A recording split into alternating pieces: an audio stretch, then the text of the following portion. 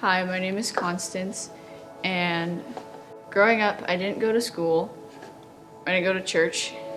I didn't get out of the house often, and so I didn't really have any opportunities to interact with people other than my bio parents.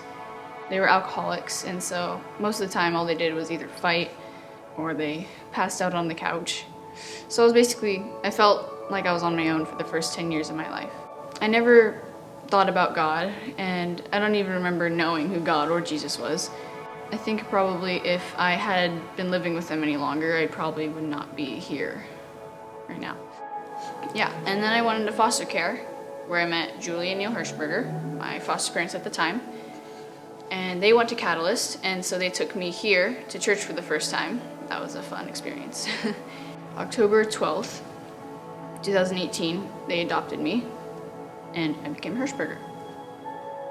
When I first heard about Jesus and what he did and what he wants, I was like, oh, that's cool. And I was just kind of interested in it, but I didn't really know what to do about it. Then I heard more about it, and then I started wanting to know more, and which is why I asked so many questions, because I wanted to know more about it. I tend to ask a lot of questions. And so I just wanted to know more and more. I had many conversations with my parents and even with Pastor Matt, but I still was hesitant to, give my life to Jesus because I just didn't feel like I was good enough. Like I couldn't live up to all the things a good Christian did, I guess. So I had a lot of doubts about that. And then last summer we went to a Christian family camp, Mount Hermon, and that was very fun. And I was part of a group, and I had a camp counselor, and her name was Natalie. And she, at the very end of the camp, she asked me if I wanted to give my life to Jesus. And that was another one of those questions, like, how do you give your life to Jesus? Like, is there a specific thing?